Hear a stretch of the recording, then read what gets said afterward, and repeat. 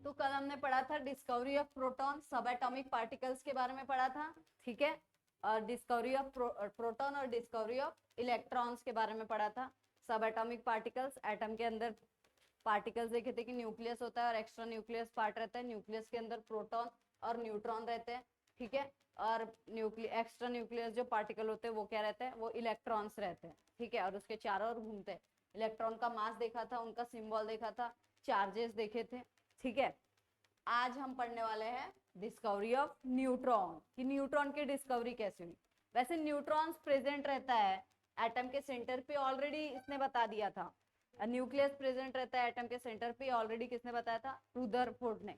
वो बोल रहा था कि जो अल्फा पार्टिकल्स बैक जा रहे हैं, ठीक है, वो किस लिए जा रहे हैं, क्योंकि एटम के सेंटर पे पॉजिटिवली चार्ज पार्टिकल है, ठीक है। बोल रहे हैं देखो, existence of electrically neutral and massive particle in the nucleus was predicted by Rutherford. जब उसने प्रोटॉन की डिस्कवरी की थी तभी ये बताया था कि पॉजिटिवली चार्ज तो है, साथ ही साथ कैसे न्यूट्रल पार्टिकल भी है एटम के सेंटर में, न्यूक्लियस के अंदर। ऐसा किसने बताया था, रुदरफोर्ड, ठीक है।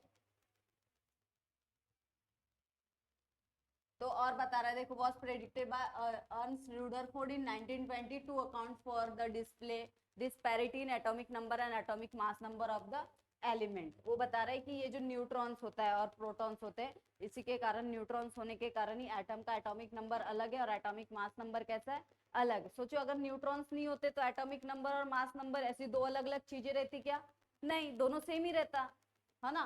क्योंकि एटॉमिक नंबर क्या है, हम बोल रहे हैं number of proton is called atomic number. अगर एटम के अंदर न्यूट्रॉन है ही नहीं, एटॉमिक मास नंबर हम लोग क्या बोलते हैं, number of proton plus number of neutron. अगर न्यूट्रॉन रहता ही नहीं अगर एटम के न्यूक्लियस के अंदर, तो एटॉमिक नंबर और एटॉमिक मास नंबर दो चीजें अलग अलग होती क्या, नहीं होती। एग्जाम तुमने पढ़ा है atomic number atomic mass number क्या होता है, इससे पहले पढ़ा है ना।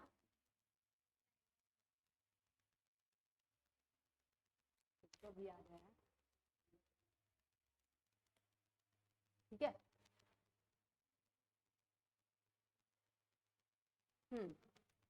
तो क्या बताने वाली थी मैं तुमको, हाँ, हम पढ़ने वाले डिस्कवरी ऑफ न्यूट्रॉन। तो रुदरफोर्ड ने पहले ही बता दिया था कि एटम के सेंटर में पॉजिटिवली चार्ज पार्टिकल है, साथ ही साथ कैसे पार्टिकल है, न्यूट्रल भी है, ठीक है। बोला है इसी के कारण, यानी न्यूट्रन होने के कारण, न्यूट्रल पार्टिकल न्यूक्लियस में होने के कारण एटॉमिक नंबर और एटॉमिक मास नंबर कैसे है, अलग अलग है। अगर न्यूट्रॉन नहीं रहता तो दोनों कैसे रहते हैं, सेम ही रहते। क्यों, तो देखो, हम atomic number atomic mass number already पढ़ चुके हैं कक्षा 8वीं में, ठीक है। क्या, atomic number is equal to number of proton और atomic mass number is equal to number of proton plus number of neutron. अगर ये रहता ही नहीं, न्यूट्रॉन रहते ही नहीं, तो ये दोनों चीजें कैसी रहती, सेम रहती। सही बात है ना, इक्वेशन तुम ही इक्वेट करके देख लो। अगर एन नहीं रहता तो ए इज इक्वल टू सिर्फ और सिर्फ क्या रहता, पी। ए भी पी और जेड भी पी है, यानी एटॉमिक और एटॉमिक मास नंबर दोनों कैसे, सेम। तो बोल रहा है कि कुछ ना कुछ निगेटिव न्यूट्रल पार्टिकल है एटम के सेंटर के अंदर, इसलिए उसका मास कैसा है, अलग है। एटम का मास उसके एटॉमिक नंबर से कैसा है, अलग है। यहाँ तक समझा। फिर आगे देखो, इन 1932, ये 1920 में इसने सब बता के चला गया कि ऐसा है। फिर 1932 में जेम्स चैडविक नाम का एक साइंटिस्ट था, ठीक है। उसने क्या किया, measure velocity of proton knock out from paraffin by an unidentified radiation from beryllium. देखो यहाँ, इसमें देखो, पोलोनियम सोर्स है, इसमें से निकल रहे अल्फा पार्टिकल्स। ये अल्फा पार्टिकल्स वो किस में से पास कर रहे हैं, बेरिलियम से पास कर रहे हैं। और फिर ये जो बेरिलियम से पास होके ये जो अल्फा पार्टिकल्स है, यहाँ से क्या निकल रहे हैं, न्यूट्रॉन्स। और फिर न्यूट्रॉन्स यहाँ से पैराफिन से पास हो रहे हैं और फिर वहां से क्या निकल रहा है, प्रोटॉन। तो वो क्या बोल रहा है कि इसमें से जो भी न्यूट्रॉन्स पास हो रहे हैं, ठीक है, और फिर यहाँ से क्या पास हो रहे हैं, प्रोटॉन। क्या निकल रहे, पैराफिन से क्या निकल रहे, प्रोटॉन। उसने इस प्रोटॉन्स की क्या मेजर करके बताया था, वेलोसिटी मेजर करके बताया। फिर क्या बोल रहा है, from that he determine the mass of particle of unidentified neutral radiation which come out almost same as that of the proton. तो जब ये एक्सपेरिमेंट उसने किया तो उसने बताया कि जितने यहाँ पे पार्टिकल प्रोटॉन्स निकले हैं, इनका मास और इन न्यूट्रॉन का मास जनरली कैसा है, सेम है, ऐसा वो बोल रहा है। ये पॉजिटिव पार्टिकल्स, ठीक है, और इन न्यूट्रल पार्टिकल्स दोनों के मास कैसे है, सेम है, ऐसा उसने बताया, ठीक है। देखो बोल रहा है which come out to be almost same as that of the proton, दोनों का मास ऑलमोस्ट कैसा है, सेम है। जब अल्फा रेडिएशन बेरिलियम से पास करते हैं तो वहां से अलग ही रेडिएशन निकल रहा है, ठीक है। बाद में उसका नाम न्यूट्रॉन्स रखा था, लेकिन उस समय वो कैसा था, अनआइडेंटिफाइड था। आइडेंटिफाई किया था क्या कि ये न्यूट्रॉन है करके, नहीं। बोल रहा है कि जब बेरिलियम से अल्फा पार्टिकल पास करते तो अलग ही रेडिएशन उसमें से क्या होता है, निकलता है। और जब यही रेडिएशन पैराफिन से पास होते हैं तो क्या निकलते हैं वहां से, प्रोटॉन्स निकलते हैं। तो बोल रहा है कि जितने न्यूट्रॉन्स का मास रहता है उतना ही किसका मास रहता है, प्रोटॉन्स का, ठीक है। ज्यादातर जनरली दोनों का मास कैसा है, सेम है। कहीं कहीं पे किसी किसी एटम में न्यूट्रॉन्स का मास ज्यादा हो जाता है और प्रोटॉन कैसे हो जाते हैं, कम हो जाते हैं। He name this particle as neutron, और बाद में इस पार्टिकल का नाम क्या रखा उसने, न्यूट्रॉन। ये बेरिलियम से जो रेडिएशन निकल रहे थे उनका नाम बाद में क्या रखा, न्यूट्रॉन। पहले ये आइडेंटिफाइड थे क्या, नहीं, अनआइडेंटिफाइड न्यूट्रल रेडिएशन थे। बाद में उसने इनका नाम क्या रख दिया, न्यूट्रॉन, ठीक है। यहाँ तक समझा तुमको, बिल्कुल नहीं। ये यहाँ से, ये क्या करता है, ये सोर्स है अल्फा पार्टिकल्स। ये पहले किससे, कहाँ से पास कर रहा है, बेरिलियम से। जब वो बेरिलियम से पास करता है तो इसके अंदर जितने भी न्यूट्रॉन्स है वो यहाँ से रेडिएशन निकलते हैं। उस समय पता नहीं था कि न्यूट्रॉन्स है करके, क्योंकि प्रोटॉन जैसा बिहेव नहीं कर रहे थे ये लोग, ठीक है। तो ये जो रेडिएशन निकल रहे बेरिलियम से, इनको उसने क्या बोला कि अनआइडेंटिफाइड रेडिएशन है, इनको अभी तक पहचाना गया नहीं है, ना ये प्रोटॉन जैसे है ना ये किसके जैसे, इलेक्ट्रॉन जैसे। फिर जब ये रेडिएशन कहाँ से पास कर रहे हैं, पैराफिन से, तो उस किसके रेडिएशन निकल रहे हैं, प्रोटॉन्स के। तो वो बता रहा है कि जितने भी न्यूट्रॉन्स के नंबर थे वही कितने नंबर है, प्रोटॉन्स के नंबर है। ऐसा उसने जब एक्सपेरिमेंट किया तब उसको पता चला। देखो,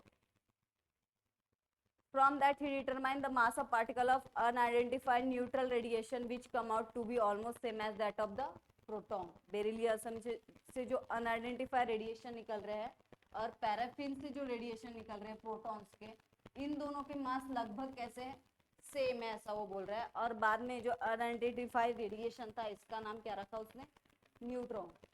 समझा अभी, हाँ हाँ, ठीक है। आगे टॉपिक है तुम्हारा atomic number, atomic mass number, already पढ़ चुके हो तुम, ठीक है। तो भी एक बार फिर से दे दिया है तो फिर से पढ़ लो, ठीक है। The number of proton in the nucleus is chemical identify of the element. बोल रहा है कि जो भी न्यूक्लियस के अंदर जो भी जितने भी प्रोटॉन्स के नंबर होंगे, ठीक है, तो वो एलिमेंट की क्या है, उसकी केमिकल आइडेंटिटी है। जैसे देखो तुम मॉडर्न पीरियोडिक टेबल में मैं बोलूँ हाइड्रोजन, तो सबसे पहले क्या आता है कि उसका एटॉमिक नंबर कितना रहता है, 1। यानी वो उसकी क्या है, एक प्रकार की आइडेंटिटी है, ऐसा वो बता रहा है कि कोई भी एटम के अंदर जो नंबर ऑफ प्रोटॉन्स रहेंगे, एलिमेंट्स के अंदर जितने भी नंबर ऑफ क्या रहेंगे, प्रोटॉन्स, वो एक प्रकार से उसकी क्या है, आइडेंटिटी है, ठीक है। This number is called atomic number, और उसको ही हम क्या कहेंगे, एटॉमिक नंबर, यानी एटम का नंबर, ठीक है। और देखो the positive charge on the nucleus is due to proton, और न्यूक्लियस के ऊपर जो पॉजिटिव चार्ज है वो किसके कारण है, प्रोटॉन के कारण, क्योंकि proton are the positively charge particle, जिसके अंदर रहेंगे वो भी क्या हो जाएंगे, पॉजिटिव चार्ज हो जाएंगे, ठीक है। Atom being electrically Newton it contain same number of extra nuclear electrons in its. ये भी बात तुमने पढ़ी है कि एटम न्यूट्रल क्यों होता है, क्योंकि उसके अंदर जितने पॉजिटिव चार्ज होते हैं न्यूक्लियस के अंदर, उतने ही उसके आजू बाजू क्या घूमते रहते हैं, इलेक्ट्रॉन। जितने प्रोटॉन्स रहेंगे उतने ही क्या रहेंगे, इलेक्ट्रॉन्स। इसलिए एटम कैसा है, न्यूट्रल है। कैसा है, भले उसके अंदर पॉजिटिव नेगेटिव दोनों चार्ज है, लेकिन दोनों के दोनों चार्ज कैसे है, इक्वल है, इसलिए वो कैसा है, न्यूट्रल है, ठीक है।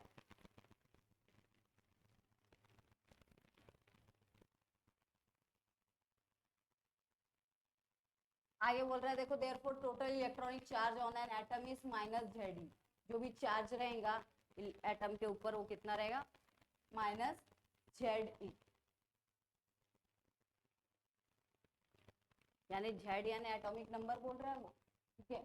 और माइनस ई यानी क्या, तो इलेक्ट्रॉन्स का चार्ज तुमको पता होगा, ठीक है। थर्स इन एन एटम, आगे बोलो देखो, एटॉमिक नंबर यानी क्या होगा, उसका फॉर्मूला उसने बताया ये भी हमने पढ़ चुके हैं। Atomic number is equal to number of protons या फिर नंबर ऑफ इलेक्ट्रॉन्स, क्योंकि दोनों के नंबर कैसे हैं, बराबर है। बस ये फॉर्मूला तुमको याद रखना है हमेशा के लिए, याद रख लोगे। एटॉमिक नंबर यानी क्या होता है, ये पूरे पैराग्राफ में बस तुमको एक बात याद रखनी है कि एटॉमिक नंबर यानी क्या होता है, और जितने नंबर ऑफ प्रोटॉन रहते हैं उतने नंबर ऑफ क्या रहते हैं, इलेक्ट्रॉन। इसलिए उसका फॉर्मूला क्या है, atomic number is equal to number of proton, या फिर दूसरा फॉर्मूला भी क्या है, नंबर ऑफ इलेक्ट्रॉन।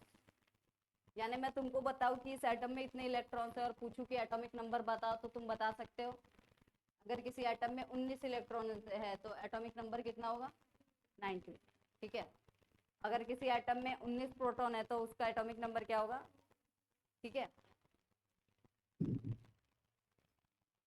आगे बोल रहे हैं देखो, the mass of electron is negligibly small compared to that of the nucleons.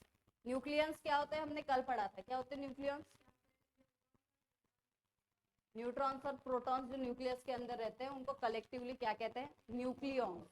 ठीक है, तो बोल रहा है कि जब तुम टेबल पढ़ोगे तो तुमको पता चलेगा कि इलेक्ट्रॉन्स का मास न्यूक्लियॉन्स के मास से कैसा है, बहुत ही ज्यादा कम है, नाम मात्र है, ना ही है, उसके सामने कैसा है ही नहीं। देख लो टेबल, अगर प्रोटॉन और न्यूट्रॉन के मास को मिला दिया जाए और इलेक्ट्रॉन उसके कंपैरिजन में रखे तो कितना कम है, देखो 9.1 इंटू 10 टू द पावर -31, यानी निग्लिजिबली हम जीरो भी बोल सकते हैं अगर उसको डाल्टन में कन्वर्ट किया जाए तो। ठीक है, तो फिर इसके हिसाब से वो क्या बोलना चाह रहा है कि अगर इलेक्ट्रॉन्स का मास निग्लिजिबल है, कैसा है, निग्लिजिबल, तो एटम के अंदर तो तीन चीजें हमने अभी पढ़ा, क्या क्या है, इलेक्ट्रॉन, प्रोटॉन और न्यूट्रॉन। ठीक है, और अगर हमको एटम का मास निकालना तो ये तीनों चीजों को प्लस करना पड़ेगा, सही बात है ना, जैसे हम मॉलिक्यूलर मास निकालते थे तो। लेकिन फिर क्या बोल रहे हैं कि ये जो इलेक्ट्रॉन का मास है बहुत ही ज्यादा कैसा है, कम है, इसीलिए हम एटॉमिक मास में इलेक्ट्रॉन का मास लेंगे क्या, नहीं, पूरा का पूरा निग्लिजिबल है ऐसा हम समझ सकते हैं। प्रोटॉन और न्यूट्रॉन के मास से कैसा है, एकदम ही वो कैसा है, कम है। इसलिए एटम का मास हम क्या ले सकते हैं, it is the sum of mass of proton plus neutron, क्योंकि ये बहुत ही ज्यादा कम है, इसको ऐड करे या ना करे दोनों कैसा है, बराबर ही है। जैसे बोलते ना तुम लोग, कोई काम का नहीं है, रहे या ना रहे इसका कोई मतलब ही नहीं है, सेम टू सेम यहाँ पे ऐसा। ठीक है, एटम के अंदर जो इलेक्ट्रॉन्स रहते हैं उसका वजन जो है, जो भी मास है वो कैसा है, बहुत ज्यादा कम है। ठीक है, तो एटॉमिक मास में उसको इन्वॉल्व करे या ना करे कोई फर्क पड़ने वाला है क्या, नहीं। इसलिए एटॉमिक मास का फॉर्मूला क्या है, number of proton plus number of neutron. समझा, समझ में आया, नहीं बैठना नहीं है, अभी जो पढ़ा है वो समझा। मास ऑफ इलेक्ट्रॉन निग्लिजिबल है, इसीलिए उसको काउंट कर रहे क्या एटॉमिक मास में, नहीं, क्योंकि प्रोटॉन और न्यूट्रॉन के कंपैरिजन में उसका मास कैसा है, बहुत ज्यादा कम। तो बोल रहा है देखो, as a result the mass of atom can be considered to be concentrated in its nucleus. तो हम ऐसा कह सकते हैं कि जो मास, एटम का जो मास है वो जनरली किसके ऊपर डिपेंड कर रहा है, उसके न्यूक्लियस के ऊपर डिपेंड कर रहा है। न्यूक्लियस का जितना मास रहेगा उतना ही किसका मास रहेगा, एटम का, क्योंकि एक्स्ट्रा न्यूक्लियस जो पार्ट है उसके सामने आजू बाजू जो इलेक्ट्रॉन्स घूम रहे हैं उसको हम काउंट कर रहे हैं क्या, नहीं, बोल रहे कि ऑलरेडी बहुत कम है तो काउंट कर रहे हैं क्या, नहीं। तो माना जाए तो एटम का मास यानी उसके न्यूक्लियस का मास। ठीक है, अप्रोक्सीमेटली मास ऑफ प्रोटॉन और 1 न्यूट्रॉन इज 1 डाल्टन। हमको पता है कि 1 प्रोटॉन या फिर न्यूट्रॉन का मास कितना होता है, डाल्टन, 1 डाल्टन। ठीक है, तो बोल रहा है therefore approximately atomic mass in dalton is numerically equal to number of nucleons in the atom. Direct नहीं बोल सकता number of proton plus number of neutron, तो बोल रहा है कि करीब करीब एटॉमिक मास यानी क्या हो सकता है, तो नंबर ऑफ न्यूक्लियॉन्स, जितने उसके अंदर न्यूक्लियॉन्स होंगे वही क्या रहेगा उसका मास। अब न्यूक्लियॉन्स यानी क्या, प्रोटॉन प्लस न्यूट्रॉन, समझा। एटम का मास यानी क्या, तो उसके अंदर जितने भी न्यूक्लियॉन्स रहेंगे वही उसका क्या रहेगा, मास। ठीक है, और न्यूक्लियॉन्स यानी क्या होते हैं, प्रोटॉन और न्यूट्रॉन। इलेक्ट्रॉन्स को यहाँ पे लिया है क्या उसने, नहीं, बोल रहा है कम है तो हम नहीं लेंगे, हटा दो। ठीक है, देखो बोल रहा है the number of neutron in the nucleus is defined by n। Neutron का नंबर जो है वो किससे दिखाते हैं, n से दिखाते हैं। ठीक है, and the total number of proton and neutron that is nucleons in an atom is called atomic mass number. अभी जब से वही पढ़ रहे, कितने बार बताएंगे, बार बार वही बता रहा है कि total number of proton plus total number of neutron is equal to atomic mass number. आगे उसका फॉर्मूला दे दिया, चलो खैर फॉर्मूला तो दिया, नहीं बैठना है भाई, ठीक है। तो मास नंबर यानी क्या, प्रोटॉन नंबर, ठीक है, जिसको हम जेड भी कह सकते हैं, और न्यूट्रॉन नंबर जिसको हम क्या कह सकते हैं, एन, यानी A is equal to Z plus N, ठीक है। अच्छा देखो एक क्वेश्चन पूछती हूँ, क्रॉस क्वेश्चन, ठीक है। तुमको मैंने दिया फॉर एग्जाम्पल ऐसा क्वेश्चन दिया, थोड़ा क्रॉस है, थोड़ा दिमाग लगाना। मैं बोल रही हूँ एक एटम है जिसके अंदर इसका एटॉमिक नंबर जो है जेड, एटॉमिक नंबर 6 है, ठीक है, और न्यूट्रॉन्स का नंबर जो है वो भी 6 है, और इसका एटॉमिक मास नंबर निकालो, तो तुम निकाल सकते हो, कैसे निकालोगे? हाँ,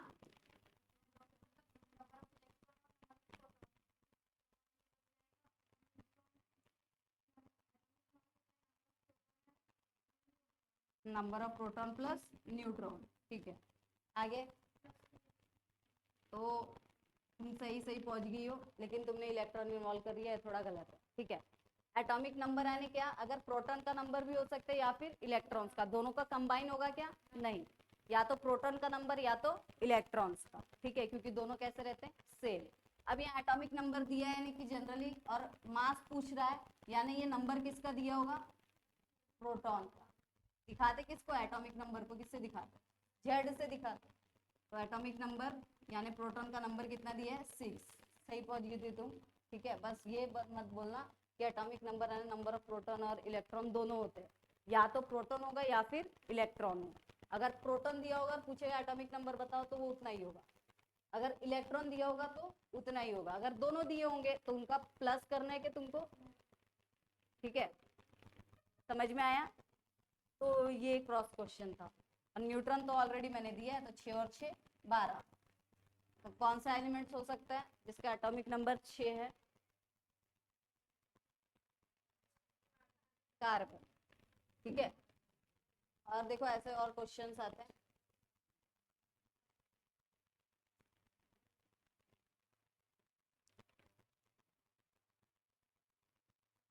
तो देखो बोल रहा है the composition of any atom is represented by element symbol x with the atomic mass number A as subscript on left and almost number Z, atomic number Z as subscript on left।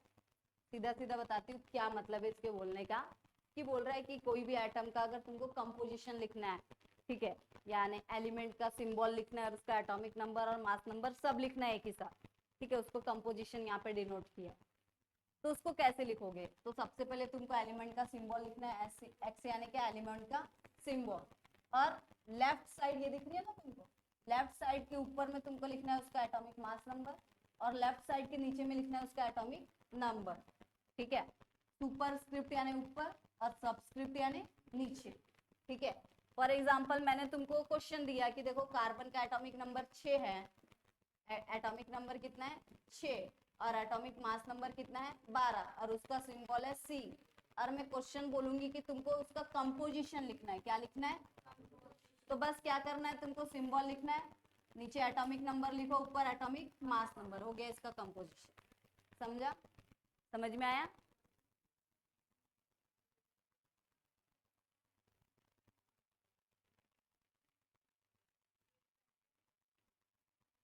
तो उसको generally इससे दिखाते हैं composition को, और उसको क्या कहते हैं,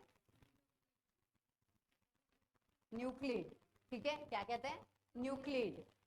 तो ऐसा भी क्वेश्चन आ सकता है, atomic number atomic mass number दिया और बोला कि राइट इट्स न्यूक्लिड, तो तुमको क्या लिखना पड़ेगा, ऐसा ही, ठीक है। तो न्यूक्लिड यानी क्या, ये ऐसे इस टर्म में जो रहेगा उसको ही हम क्या बोलेंगे, न्यूक्लिड। समझा, न्यूक्लिड यानी क्या होता है। देखो यहाँ क्वेश्चन भी आ गया, यहाँ उल्टा आ गया है, न्यूक्लिड ऑलरेडी दिया है और क्या पूछ रहा है बताओ, प्रोटॉन इलेक्ट्रॉन्स और न्यूट्रॉन्स। निकाल सकते हो तुम, निकालो पट से, क्वेश्चन का आंसर निकालो। बुक में सॉल्व करना है केमिस्ट्री की, सॉरी नोटबुक में।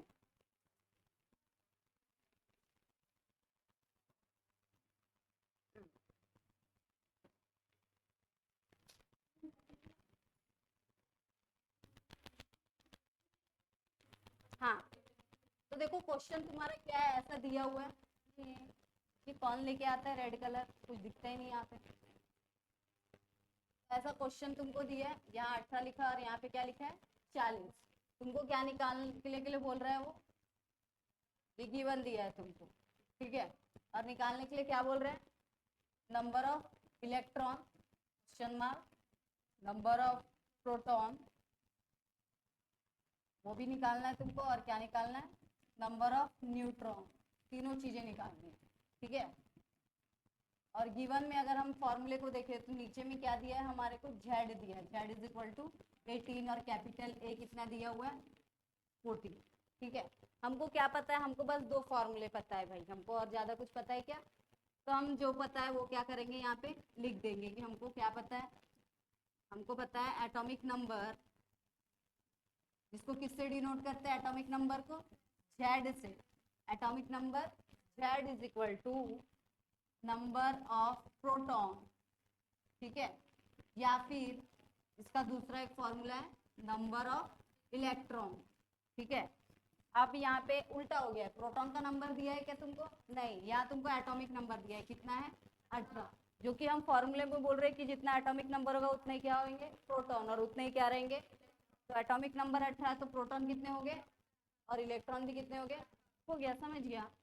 तो हमने निकाल दिया नंबर ऑफ प्रोटॉन कितने हैं 18 और नंबर ऑफ इलेक्ट्रॉन्स कितने हैं, लिख लिया। दो क्वेश्चन सॉल्व हो गए तुम्हारे, इलेक्ट्रॉन और प्रोटॉन क्या कर लिया तुमने, निकाल लिया। अब तीसरा क्वेश्चन क्या सॉल्व करना है तुमको, नंबर ऑफ न्यूट्रॉन फिर से निकालो नाउ, या फिर यहाँ लिख सकते हो we also know that, we also know that, हमको ये भी पता है, क्या पता है कि atomic mass number is equal to number of proton plus number of neutron. तो एटॉमिक मास नंबर तुमको दिया है, कितना दिया हुआ है 40, और जेड भी दिया है कितना है, एन क्या करना है तुमको निकालना, ठीक है। तो एन इज इक्वल टू क्या लिख सकते हो 40 माइनस 18, क्योंकि इस 18 को यहाँ से कहाँ लेके गए, अब करो माइनस, कितना है answer, therefore number of neutron is equal to, ठीक है। नंबर ऑफ प्रोटॉन भी एक बार लिख लो, number of proton is equal to 18 और नंबर ऑफ इलेक्ट्रॉन ये भी कितना है 18, समझा, ठीक है। दिखना है किसी को कि ऐसा ही आंसर है सबका। देखो सिस्टमैटिक लिखना तुम सीखो, तुमको मैं स्टेप बताती हूँ कि हर एक बार न्यूमेरिकल कैसे सॉल्व करना है, ठीक है। सबसे पहले तुमको गिवन में जो चीज दिया है वो तुमको लिख लेना है, ठीक है। और बाद में जो चीज निकालनी है वो लिखना है और उसके सामने क्या डाल देना है क्वेश्चन मार्क। और बाद में तुमको क्या, जो तुमको फॉर्मूला पता है उस न्यूमेरिकल में जो फॉर्मूला यूज होने वाला है वो फॉर्मूला क्या करना है यहाँ पे लिख देना है, जिसकी जिसकी वैल्यू पता है वो क्या कर दो पुट कर दो, उसके बाद ट्रांसफर करके क्या करना है आंसर निकालना, ठीक है, ठीक है।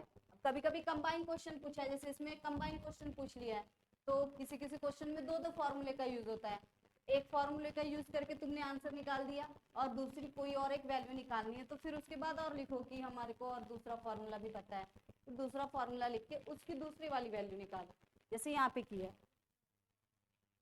समझे। देखो जिन्होंने नहीं लिखा होगा,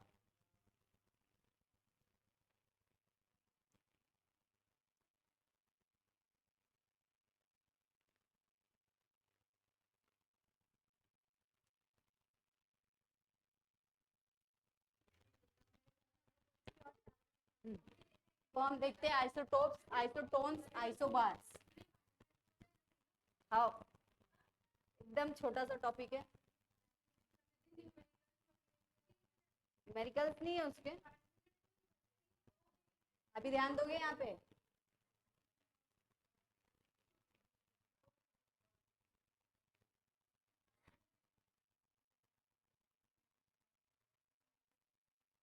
तो देखो क्या बोल रहा है आइसोटोप, तुम ऑलरेडी पढ़ चुके हो। some elements exist as a single natural nucleoside न्यूक्लिड, ठीक है। तो कुछ कुछ एलिमेंट्स ऐसे रहते हैं जिनका न्यूक्लिड कैसा रहता है, एक ही प्रकार का रहता है। जैसे देखो ये फ्लोरीन का एग्जांपल दिया, यानी इसका एटॉमिक नंबर 9 है और एटॉमिक मास नंबर कैसा है, 19, ठीक है।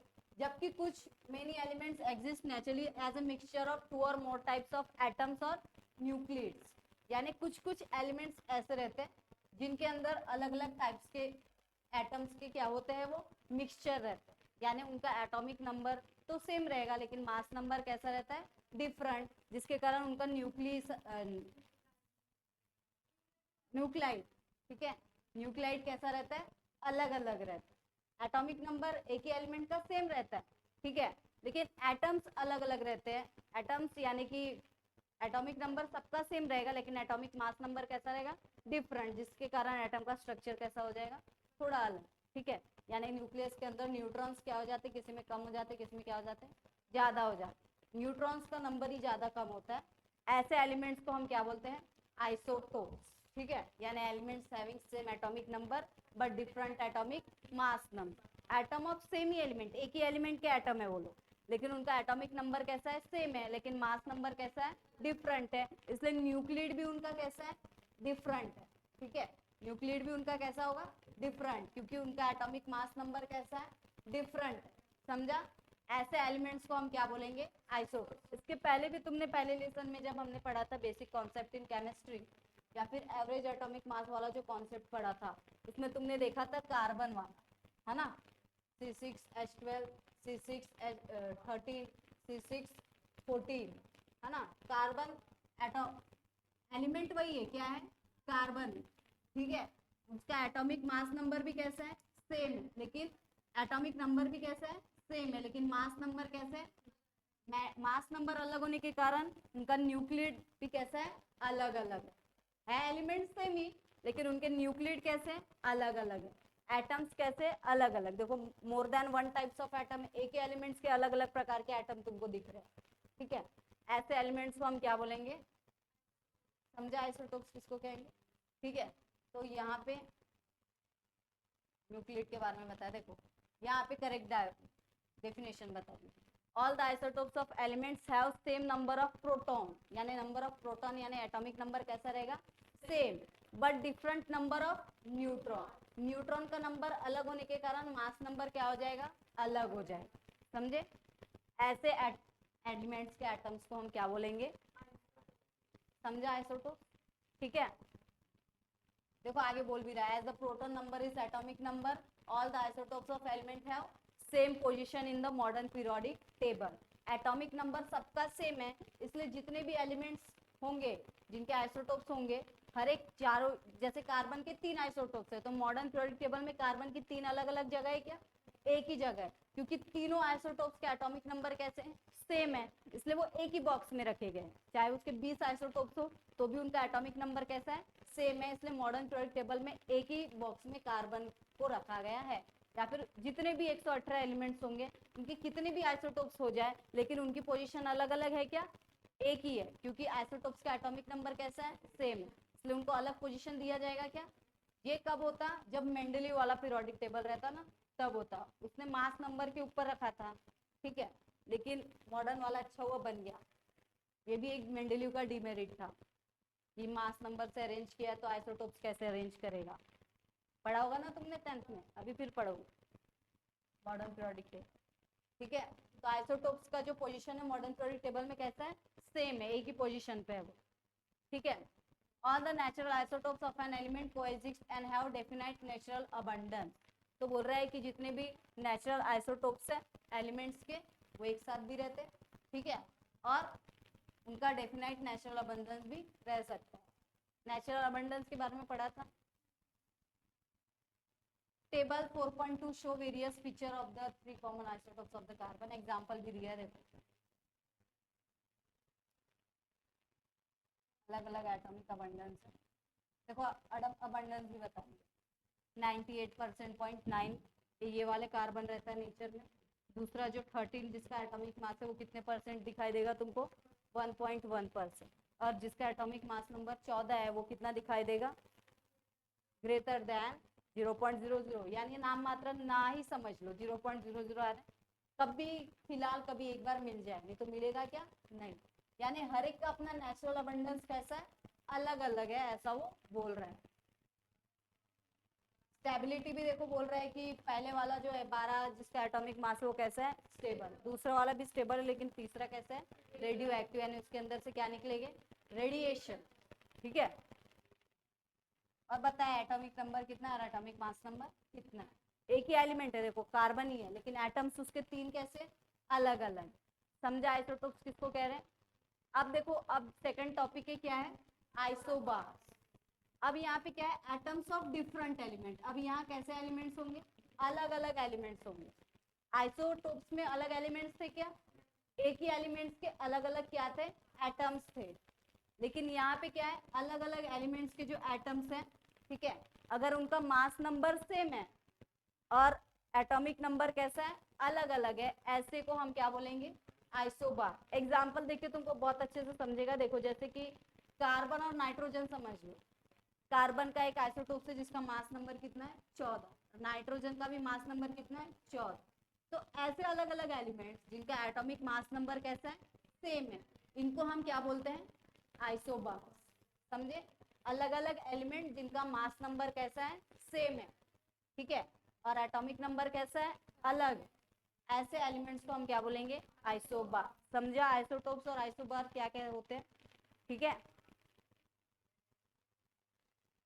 देखो बोल भी रहा है isobars are different elements. Isobars कैसे एलिमेंट्स होते हैं अलग अलग, यानी कार्बन के ही एलिमेंट को हम आइसोबार कहेंगे क्या नहीं। And occupy different position in modern periodic table. और हमको पता है अगर अलग एलिमेंट्स है तो मॉडर्न पीरियोडिक टेबल में इनकी पोजीशन भी कैसी होगी अलग। जैसे नाइट्रोजन की पोजीशन कैसी है 7 और कार्बन की कैसी है 6, दोनों की पोजीशन कैसी है अलग अलग है, लेकिन दोनों का मास नंबर यहाँ पे कैसा दिखा रहा है सेम। पोजीशन अलग रहेगी मास नंबर सेम रहेगा, एटॉमिक नंबर कैसा रहेगा डिफरेंट। ऐसे एलिमेंट्स को हम क्या बोलेंगे समझा। आगे है आइसोटोन्स। ठीक है, अब देखो यहाँ पे क्या तीसरा बात बता the atoms of different element. इसमें भी एलिमेंट्स कैसे अलग अलग having same number of neutron. अब इसके अंदर न्यूट्रॉन का नंबर कैसा होगा सेम, इनको हम क्या बोलेंगे आइसोटोन्स। एग्जाम्पल देख लो जैसे बोरॉन और कार्बन ले लिया, ठीक है, दोनों का एक का एटॉमिक नंबर 5 है और एक का कितना है 6। एक का मास नंबर 11 और दूसरे का कितना है 12। तो देखो मास नंबर दिया और एटॉमिक नंबर दिया, तुम न्यूट्रॉन का नंबर निकाल सकते हो।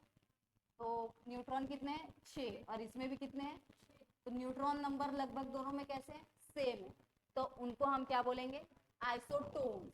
समझा, समझ में आ रहा है। देखो पहले इसमें क्या था मास नंबर अलग है, एक ही एलिमेंट के अलग अलग एटम्स हैं लेकिन उनके मास नंबर कैसे अलग अलग है ना। जो कि एक ही एलिमेंट के तो एटॉमिक नंबर कैसा रहेगा सेम, इसलिए पोजीशन कैसी है सेम है। जबकि आइसोबार में एलिमेंट अलग हो गए हैं, एलिमेंट कैसे अलग अलग, अलग अलग एलिमेंट्स को जो एटम होंगे जिनका एटॉमिक नंबर कैसा दिखाई दे रहा है सॉरी मास नंबर कैसा है सेम है, ऐसे एलिमेंट्स को हम क्या बोल रहे हैं आइसोबार। ठीक है, जैसे फॉर एग्जांपल कार्बन और नाइट्रोजन मास नंबर मैच कर रहा है, ठीक है, मास नंबर क्या कर रहा है मैच कर रहा है, तो दोनों क्या हो गए एक में के आइसोबार्स हो गए। और आइसोटोन्स यानी क्या ये भी अलग अलग एलिमेंट्स के ही एटम है लेकिन इनके अंदर न्यूट्रॉन्स का नंबर कैसा है सेम, ठीक है, एटॉमिक मास नंबर अलग रहा तो आइसोटोप, सेम रहा तो आइसोबार, और अगर न्यूट्रॉन का नंबर सेम रहा तो ये। समझा, समझ में आया। और एक डिफरेंट क्या है, तो आइसोटोप एक ही एलिमेंट के रहते हैं लेकिन आइसोटोन्स और आइसोबार्स कैसे रहते हैं अलग अलग एलिमेंट। ठीक है, समझा तीनों टॉपिक तुमको।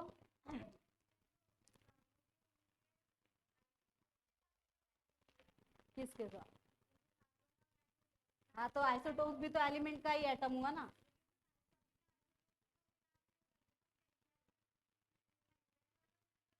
हाँ, आइसोटोप जब सर्च किए होंगे तो मिला होगा, तुमको नहीं मिलेगा, अभी तुमको याद रखना पड़ेगा।